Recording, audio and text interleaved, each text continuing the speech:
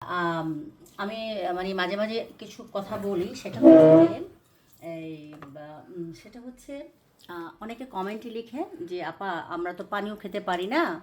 আমরা আপনারা এত ইফতারিতে মানে এটা সোয়াব না। এটা হচ্ছে আমরা আমাদের সোসাইটি সার্কেল মেনটেন করার জন্য আমাদের অনেক সময় অনেক কিছু আমাদের করতে হয়, তাই না?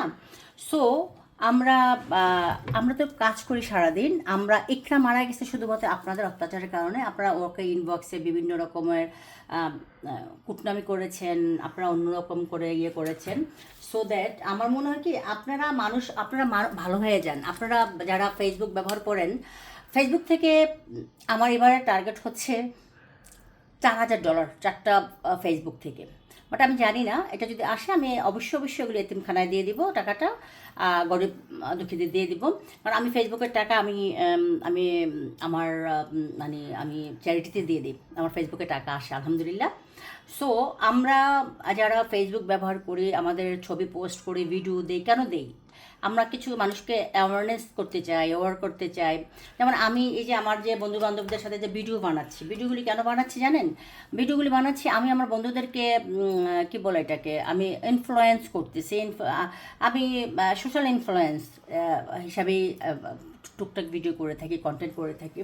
সো আপনারা যদি যারা কমেন্ট করেন তাদের হয়তো হিতার জ্ঞানটা নেই যে আমরা আসলে কী নিয়ে কমেন্ট করতেছি ম্যাডামকে বা আপাকে বা ওনাকে।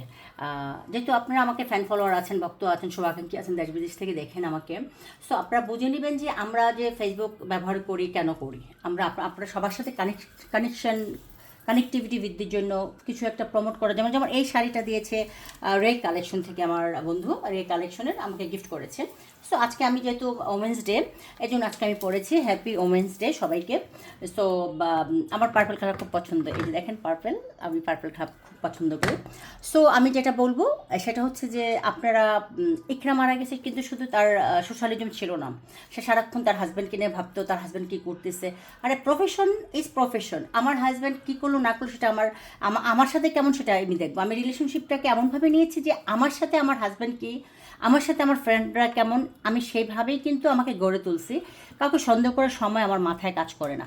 কারণ আমার প্রত্যেকদিন 3-4টা দাওয়াত থাকে, অফিস করে, পশু পাখি লালন পালন করে, কুকুর বিড়াল পালি, এরাই আমার আমার আমার মেন্টাল রিক্রিয়েশন। এখানে মারা গেছে শুধুমাত্র আপনাদের অত্যাচারে, ঠিক আছে?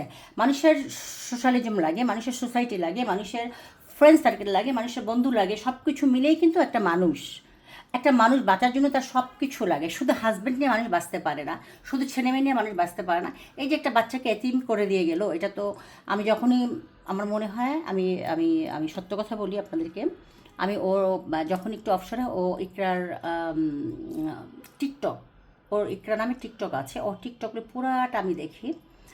মানে আমি চিন্তা করে দেখি এরকম হাস্যোজ্জ্বল একটা মেয়ে কীভাবে নিজেকে শেষ করে দিল, বাচ্চাটাকে এতিম করে গেল। আরে হাজব্যান্ড বাদ দাও না, তুমি আরেকটা বিয়ে করলো, আরেকটা হাজব্যান্ড পাবা, তোমার দরকার কি? বয়ফ্রেন্ড নাও, তুমি ঘুরো গাড়ো, তোমার দরকার কি? তুমি বন্ধু বান্ধব বানাও, তুমি 1000টা বন্ধু বানাও, তুমি 1000টা বান্ধবী বানাও, তুমি কেন তুমি বাচ্চাটাকে এতিম করে দিয়ে তুমি চলে গেলা? মৃত্যু তো সমাধান না। সো আমরা আমাদেরকে যারা বাজে কমেন্ট করেন বা আমাদেরকে করতে চান বা দেখলে আমাদেরকে জ্বালাসন, আমার অনেক বান্ধবী আমাকে আমাকে আনফ্রেন্ড করে দিচ্ছে। কারণ অনেক সময় কি এত ফ্রেন্ডরা মনে থাকে না, দাওয়াত করে নেয়, আমাকে আনফ্রেন্ড করেছে, ওকে গো হ্যাড। আমি এগুলি কেয়ার করার সময় পাই না। তো যেটা বলবো যে আমরা আমাদের মেন্টাল রিক্রিয়েশনের জন্য আমরা করি, আমাদের বন্ধুবান্ধবদের সাথে মিল করি। আজকে হ্যাপি ওমেন্স ডে, এই জন্য আমি আমার বান্ধবীর শাড়িটা পরেছি। আরেকটা কথা বলি, কিছু ধান্দাবাজ বের হয়েছে, সেটা হচ্ছে যে আপনার কাছে মাদ্রাসা, মসজিদ, এতিমখানা বিভিন্ন রকমের কথা বলে আপনার কাছে টাকা চাবে। আরে ভাই, তোমার এলাকায় কত মানুষ জনপ্রতিনিধি, তাদের কাছে যাও। আমার সারাউন্ডিংয়ে আমার স্টাফ আছে অন্তত 100-150, আমার নিজের, মানে আমার কুকুর বিড়াল দেখা, আমার বাসায় কাজ করা, আমার ড্রাইভার, আমার বডিগার্ড, এদেরকে তো আমার দিতে হবে। তোমাদেরকে দেওয়ার জন্য তো আমি ইনকাম করতেছি না, আমি করতেছি আমার সারাউন্ডিংয়ে যারা আছে তাদেরকে দেওয়ার জন্য। আমার অফিসে দারোয়ান আছে অন্তত 50-60 জন, 100 জন, সে তাদেরকে দিতে হবে। তোমরা যদি আমাকে ইনবক্সে টাকা চাও বা তোমরা যদি ফোন করো টাকার জন্য, অনুদানের জন্য, এটা তো হবে না।